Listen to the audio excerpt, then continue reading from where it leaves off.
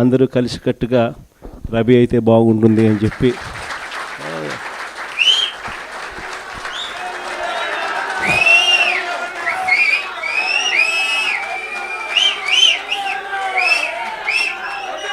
బాగుంటుంది అని చెప్పి అందరం కలిసికట్టుగా నిర్ణయం తీసుకున్న తర్వాత రవి ఆ దిశగా అడుగులు వేయడం మొదలుపెట్టాడు. ఆ దిశగా ప్రయాణం చేయడం కూడా మొదలుపెట్టాడు. ఈ రోజుకి దాదాపుగా 1.5 సంవత్సరం అయిపోయింది. మంచి నాయకుడిగా, కార్యకర్తలకు బాగా దగ్గరగా ఉన్న వ్యక్తిగా, ప్రజల తరపున ఎప్పుడు ఏ అవసరం వచ్చినా కూడా పార్టీ పిలుపు మేరకు ప్రజల తరపున స్పందించే మంచి మనిషిగా మంచి పేరు తెచ్చుకుంటూ అడుగులు రవి వేస్తూ ఉన్నాడు. రవికి సంపూర్ణంగా నా మద్దతు ఎప్పుడూ ఉంటుందని కూడా ఈ సందర్భంగా చెప్తాను. మొన్న జనార్దన్ గారు మాట్లాడుతూ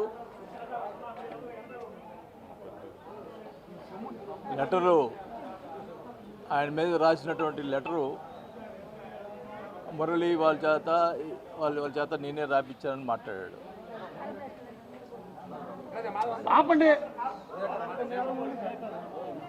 ఆయన ఎమ్మెల్యే అధికారం రాకముందులా కృష్ణమ్మా అధికారం రాకముందులా ఎన్నో ప్రచారాలు, దొంగ ప్రచారాలు చేసి ప్రజలకి మోసపూరిత మాటలు చెప్పి ఎమ్మెల్యే అయ్యావు. అయినా కూడా ఇంకా ఆ బుద్ధి మారలా నీకు. లెటర్లు నా మీద ఎన్నో రాపించావు, ఎన్నో చేయించావు, ఎన్నో దుష్ప్రచారాలు చేసావు. నేను ఈరోజు అడుగుతున్నా, నువ్వు చేసినటువంటి దుష్ప్రచారాలు, ఇప్పుడు నువ్వు అధికార ఎమ్మెల్యే, నువ్వు అన్నీ అవి చేశాడు ఇది చేశాడు అంటున్నావు. ఒక్కటి చెప్పించవయ్యా, నువ్వు ఒక్కటి చూపించవయ్యా. నీది 100 చూపిస్తా. ఈరోజు నేను ఆ రోజు చెప్పాను, నేను చంద్రబాబు నాయుడు గారికి, దయచేసి అప్పుడు జరిగింది ఇప్పుడు జరిగింది బయట పెట్టండి. డ్వాక్రా గ్రూపుల్లో జరిగినటువంటి అవినీతి, దుర్మార్గమైన అవినీతి, పేదవాళ్ళకు సంబంధించినటువంటి వాళ్ళు సంపాదించుకునే డబ్బుల్ని, వాళ్ళకి ఇచ్చేటటువంటి లోన్ని ఎవరు చేశారో దాదాపు ప్రకాశం జిల్లా ఒంగోలు ఉన్నటువంటి ప్రజలందరూ కూడా తెలుసు. వాళ్ళని మరి ఎందుకు మభ్య పెడుతున్నావు? ఆ పేర్లు వైసీపీలో జరిగినప్పుడు కూడా వాళ్ళ పేరు కూడా బయటపని చెప్పాను కదా, మరి ఎందుకు బయట పెట్టావు? మళ్ళీ చంద్రబాబు నాయుడు గారి దగ్గరికి పోయి నా మీద అసత్యాలు చెప్తావు. నేను 86 కేసులు పెట్టించానని చెప్తావు. టీడీపీ వీళ్ళ మీద, జనసేన మీద. ఎలక్షన్లో జరిగినటువంటి కేసులు తప్పితే ఒక్క కేసు నేను ఎప్పుడన్నా టీడీపీ వాళ్ళ మీద పెట్టానని చెప్పి టీడీపీ ప్రజల్ని ఒకసారి విచారించాలని కూడా చంద్రబాబు గారిని కోరుకుంటున్నా. ఈ రకంగా నేను ఎప్పుడు ఒకటి కాదు, ఎప్పుడు కూడా టీడీపీ వాళ్ళందరూ కూడా నా దగ్గరికి పని చేసుకునేవాళ్ళు. నేను మంత్రిగా ఉన్నప్పుడు కానీ, ఎమ్మెల్యేలు కానీ, నేను ఎప్పుడు ఎలక్షన్లు పార్టీ చూసాను తప్పితే ఎలక్షన్లో బట్టి నేను పార్టీ ఎక్కచ్చిగా చూస్తా. మిగతా సమయంలో అందరూ సమానంగా నేను ఎవరు వచ్చినా కూడా పనిచేసినటువంటి వ్యక్తిని చెప్పమనండి ఇక్కడ ఉన్నటువంటి టీడీపీ వాళ్ళందరూ కూడా. ఈ రకంగా సరే చెప్తున్నావు, అది దేవుడే ఇది చేస్తాడు. నేను అడుగుతా ఉన్నా, లెటరు నేను రాయించాను అని చెప్పి మాట్లాడుతున్నావు. నాకు ఒక్కడే కొడుకు, నా ఒక్కడే కొడుకు మీద ఒట్టేసి చెప్తున్నా, నాకు సంబంధం లేదు అని నేను చెప్తున్నా. నీవు నీ కూతురు మీద ఒట్టేసి చెప్పు, నేను రాయించాను. ఇంత దుర్మార్గపు మాటలు ప్రజల్ని ఇంకా ఎలా మోసం చేస్తావయ్యా? ఒక పక్క ఎన్ని ఆక్రమణలు జరుగుతూ ఉన్నాయి, ఎన్ని జరుగుతూ ఉన్నాయి. 14 సంవత్సరాల నుంచి గుడిసెలు వేసుకొని వాళ్ళు ఇల్లు ఉంటే రాత్రి వచ్చి లేపించేస్తావు. ఒకవేళ ఏమనుంటే వాళ్ళు అది ప్రైవేట్ ప్రాపర్టీ అయితే గవర్నమెంట్ వాళ్ళ చేత, పోలీసుల చేత చూపించు, వాళ్ళకేదో సాయం చేసి చేయించు. రాత్రి పోలీసు వ్యవస్థ ఉందా ఇక్కడ? ఒక రౌడీలు వచ్చి గుడిసెలన్నీ తీసేసి అర్ధరాత్రి పూట 100 బైకులు వేసుకొని వచ్చి చేస్తే పట్టించుకునే పరిస్థితి లేకపోతే ఏం దౌర్భాగ్యం ఇది? ఇంత పరిస్థితి. నేను సంవత్సరం 6 నెలలు ఏం మాట్లాడకుండా కూర్చున్నా, హైదరాబాద్లో పోయి కూర్చున్నా. దానికి ఏమంటావు? ఎప్పుడో వస్తాడు పోతా ఉంటున్నావు. నేను అడుగుతా ఉన్నా, గతంలో నువ్వు ఓడిపోయినప్పుడు 2 సంవత్సరాలు అసలు కనపడ్డావా ఇక్కడ? కరోనా టైంలో ప్రజలు కనపడ్డావా? కరోనాలో ఎంత కష్టపడ్డా మేము నాకు తెలుసు, నీకేం తెలుసు? ఇంట్లో కూర్చున్నాడువి, ఊరికి మాట్లాడబాక, నువ్వేదో నోరు వచ్చిందని మాట్లాడబాక, ఏదో కూటమిలో ఉన్నా అని చెప్పి ఇన్ని రోజులు మెదకొని ఉన్నా. నా వ్యక్తిగతంగా మాట్లాడి నన్ను ఇంకా కూడా ఇమినేట్ చేస్తే నేను ఊరుకునే పరిస్థితి. నాకు పార్టీ ఏం ప్రాబ్లం లే, నేను ప్రజల్లోకి వెళ్తా. నా ప్రజలు కావాలి నాకు. ప్రజలు చాలా ఇబ్బంది పడుతూ ఉన్నారు అని నాకు ఫోన్ చేశారంటున్నారు.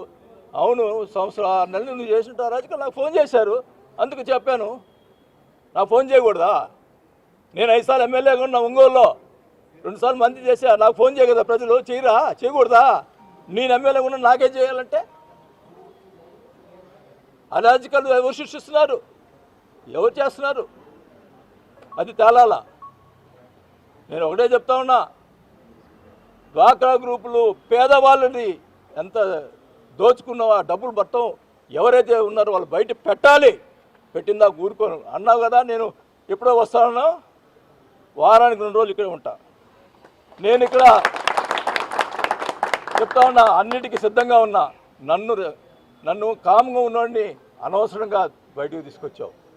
నేను ఇంక ఊరుకునే పనిలే, నాకేం పర్వాలా.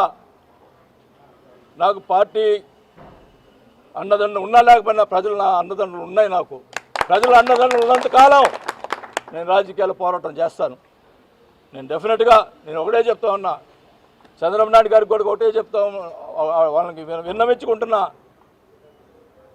నేను కూటమికి అన్ని రకాలుగా సహకరిద్దాం అనుకున్నా. ఈ రకంగా నన్ను వ్యక్తిగతంగా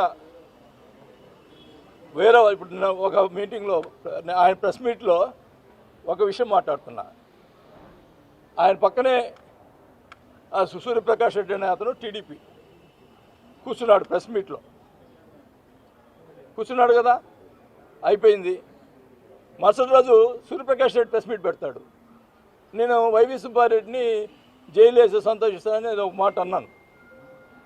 దానికి సూర్యప్రకాష్ రెడ్డి మన ఆయన టీడీపీ వైవి సుబ్బారెడ్డిని సపోర్ట్గా అరగంట మాట్లాడాడు ప్రెస్ మీట్లో. అంటే ఏంటి అంటే ఉండు, ఇక్కడ చంద్రబాబు నాయుడు గారు ఇక్కడ చెప్తా ఉన్నా, మరి అందరికీ అన్ని పార్టీలకు చెప్తా ఉన్నా, ఇక్కడ వైఎస్ఆర్ పార్టీ టీడీపీ కలిసి ప్రకాశం జిల్లాలో బాలినేనితోటి పోరాటం చేస్తున్నారు.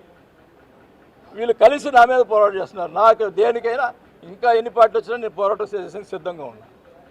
ఇదేం అన్యాయం? వైసీపీ టీడీపీ కలిసి పనిచేయటం ఏంది? ఇక్కడ ఒకరు మాట్లాడేవాడు ఉన్నాడు, ఇక్కడ ఒకరి గురించి ఒకరు మాట్లాడుకునేవాడు ఉన్నాడు. చూసా సంవత్సరంన్నారా ఏంది ఇది? ప్రజలు ఇబ్బంది పడుతూ ఉన్నారు, మాట్లాడేవాళ్ళు లేరు. అందుకని మాట్లాడుతున్నా. నన్ను ఎవరు ఏం చేసుకున్నా ఏం పర్వాలేదు, నాకు ప్రజలు కావాలా, నేను ప్రజలతో ఉంటా, నాకేం పర్వాలా. నేను అదేమంటే ఆయన చేసిన పనులకి జనసేన అండ అని మాట్లాడటం అది తప్పు. నేను జనసేన మన కళ్యాణ్ గారి మాటలు నన్ను గురించి మాట్లాడిన మాటల వల్ల ఆయన్ని అభిమానించి నేను పార్టీలో చేరా. అంతేగాని నేనేదో దోచుకొని దానికి నీళ్ళలో ఉండేదానికి ప్రయత్నం చేశానని చెప్పి ఇప్పుడు మాట్లాడుతూ ఉన్నారు. చూడు అయ్యా, ఇప్పుడు నన్ను ఏం దోచుకుని, ఇప్పుడు నువ్వేం దోచుకుంటున్నావు, నేనేం దోచుకున్నావు చూడు.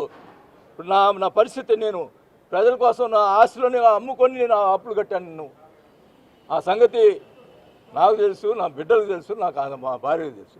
ఇట్లాంటి మాటలు మాట్లాడి ప్రజల్ని మభ్యపెట్టేదానికి ఇంకా కూడా మభ్యపెట్టేదానికి ప్రయత్నం చేయొద్దు. నేను ఇక్కడే ఉంటా. ఇక్కడ జరిగిన అరాచకాలన్నీ కూడా ఒక్కొక్కటి బయట పెడతా. ఎక్కడ జరిగినవి అన్నీ కూడా బయట పెడతానని కూడా తెలియజేసుకుంటా ఉన్నా. నేను ఎవరు లెక్క చేయను. కేసులు పెట్టుకో, నాకేం డోంట్ కేర్. ఒకటే చెప్తా ఉన్నా, నేను తప్పు చేయలేదు కాబట్టి నేను ఏమైంది మాట్లాడగలుగుతా. నేను చేయను, తప్పు చేసినోడు కూడా ఒప్పుకోను.